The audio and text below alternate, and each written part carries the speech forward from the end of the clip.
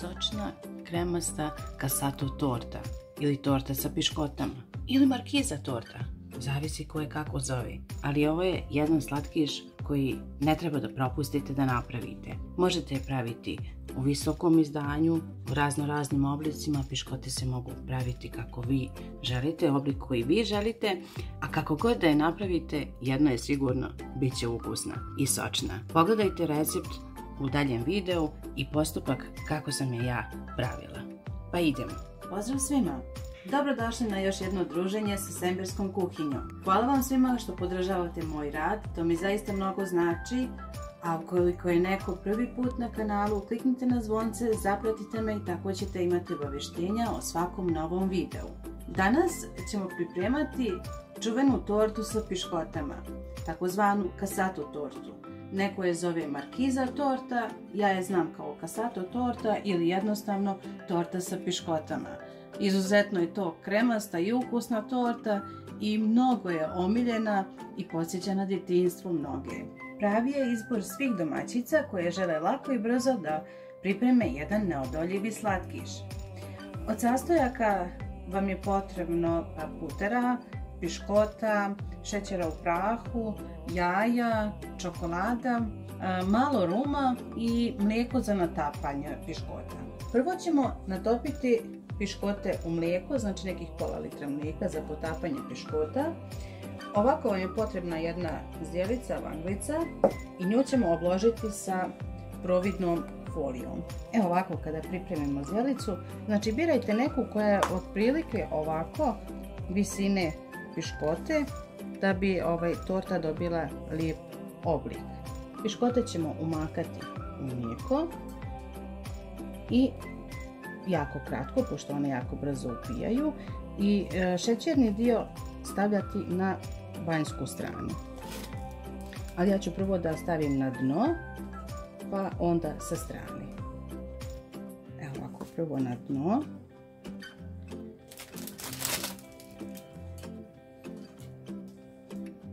Fino piškotice natopiti, 2-3 sekunde samo držati. Evo i ovu ću da stavim na dno. I onda sa strane poredamo piškote.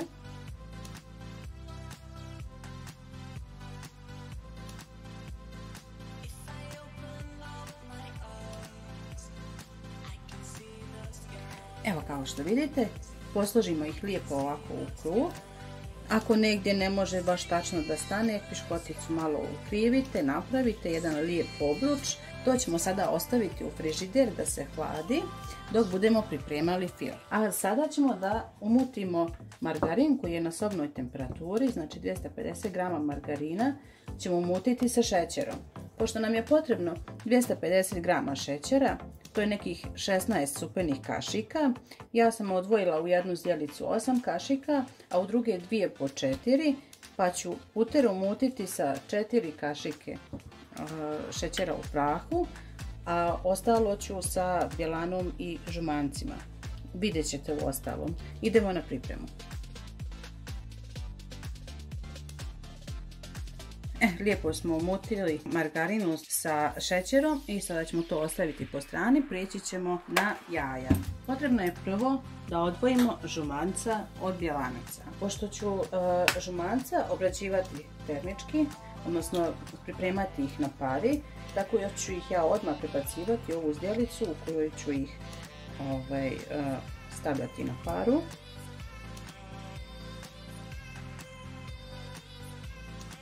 Evo ja sam razdvojila bjelanu i žuvanu. Upalo mi je jedno žumance ovdje, desilo se, i ako se i vama desi, ništa strašno i to ćemo svakako da iskoristimo. Sada ćemo dakle žumanu da stavimo na paru i postepeno ćemo dodavati 4 kašike šećera u prahu. Žumanca ćemo miješati sa žicom. Kada stavljate zdjelicu, jako je bitno da poklopi cijelu šerpu, tako da se mogu jaja, odnosno žumanca, lijepo upariti. Miješamo žicom i onda ćemo dodati šećer postepeno. Normalno je da će to biti rijetko, ali ćemo pomiješati sve dok se ta smjesa ne zgusne. Dodati malo šećera. tako će ona zgusnuti se i promijeniti boju. Vidjet ćete, bit će to divan fil. Evo kao što vidite, žumanci su promijenila boju. Sada je to gusta masa. Ja ću pustiti još malo da se to upari, da bude malo gušće. Zaboravila sam vam reći, najbolje je da bjelanca u međuvremenu ostavite u frižider dok ne dođemo do trenutka kada trebamo njih da umutimo. Evo vidite otprilike koja je to gustina i to je sasvim dovoljno se obradilo. Sada ću to da skinem, a na istu ovu šerpicu ću staviti čokoladu da se otopi. Evo, ovo je obrađena žumanca, izručimo ovako u umućeni margarin i to ćemo lijepo da izmiješamo, da sjedinimo, pa kad se čokolada istopi onda ćemo i čokoladu u sve ovo da dodamo. Ovo ćemo sada mikserom lijepo da izmutimo, da nam se sve to lijepo sjedini. Evo, čokolada se fino rastopila i sada ćemo je dodati u žuti fil. Lijepo preručimo čokoladu i onda ćemo sve to da izmiješamo sa mikserom dobro. Evo, sjedinili smo fil i sada ćemo tu dodati jednu supenu kašiku ili dvije male kašičice ruma. Ovako. To će dati posebnu aromu torti. I to ću da promiješam i potom ću da u to sve ubacim žele bombone.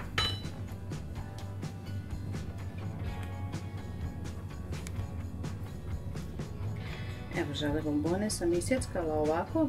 U slučaju da vam je problem da isjeckate žele bombone, kada ih sjeckate lijepe se vjerovatno za nož, samo nož pokvasite sa hladnom vodom i nastavite da sjeckate, onda se one neće lijepiti i bit će vam mnogo lakše da to uradite.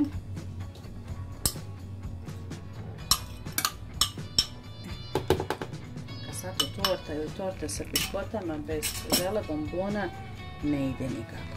Sada ću to sve da lijepo izmiješam i onda prelazimo na završnu fazu pripreme. Meni je jako bitno da jaja nisu živa, da su termički obrađena, posebno kada je toplije vrijeme. Ja baš nisam ljubitelj, uopšte nisam pristalica torti sa živim jajima. Možda ste mogli da primijetite i tiramisu bez jaja i ovaj torta sa jajima, ali su termički obrađena, tako da nije to toliko lako kvarljivo. Za mene je to jako bitno. Evo, izmiješali smo i ovaj fil i sada ćemo da umutimo bjelanca. Kada bjelanca umutite ovako pjenasto, onda pomalo dodajte šećera, otprilike tako po jednu kašiku i miješajte dok ne izručite sav šećer i dok ne dobijete čvrst snijeg. I sada ćemo bjelanu da izručimo u čokoladu, odnosno čokoladni fil. I to ćemo sve lagano da promiješamo ručno, znači bez miksera. Sad, u ovom slučaju je jako bitno da to sve promiješate lagano, ali po mogućnosti kažem, u jednom pravcu, tako da bi ova bjelanca zadržala ovo svoje paršumasto spužvasti izgled, da ne bi izgubila ovo svoju strukturu. Tako, potrudite se. Sada ćemo ovaj divni fil, pogledajte kako to divno izgleda, da preručimo u piškote koje su bile u frižideru. Evo vidite, tačno je ovo stavljeno u ovu zdjelicu, a ja se sjećam iz djetinjstva, za ovo što ostane uvijek je bila otimačina, ko će to da poliže na kraju. To su sjećanja, divna sjećanja na djetinjstva. I sada ću od gore ovo preostalo što je piškota da umočim u mlijeko i da stavim gore na površinu. Ovako, od gore ćemo staviti piškote. Kada se torta ohladi, prevrnut ćemo je iz ove zdjelice, tako da će od ovih piškota dole da bude jedna podloga, odnosno keks podloga. To će biti divna torta. Zaista me vraća u djetinjstvo. Ja sam stavila od gore ovo. Ja sam malo tu štiklirala da to bude svuda keksa. Vi ne morate, ali piškote se daju lako kidati, tako da možete vrlo lako to da odradite. Tortu ćemo ostaviti 2-3 sata da se dobro ohladi ili preko noći. Ja ću je ostaviti do sutra da se dobro ohladi, potom ću je filovati. Za ovaj oblik torte ja sam potrošila 3 pakovanja piškota. Ukoliko vi koristite neki plići, širi sud, vjerovatno ćete potrošiti malo više piškota. Sve zavisno od toga koliki sud koristite. Idemo da stavimo tortu da se hladi jer jedva čekam da je probam. Torta je odstojala i sada ću da je prevrnem na ovu postolje. Dakle, prvo ću da je ovako stavim preko i onda okrenem prema sebi da je izručim iz ove zdjelice. Jedna slatka pavlaka je sasvim dovoljna za ukrašavanje ovolike torte. Ja sam umutila 500 ml slatke pavlake zato što hoću da je malo ukrasim.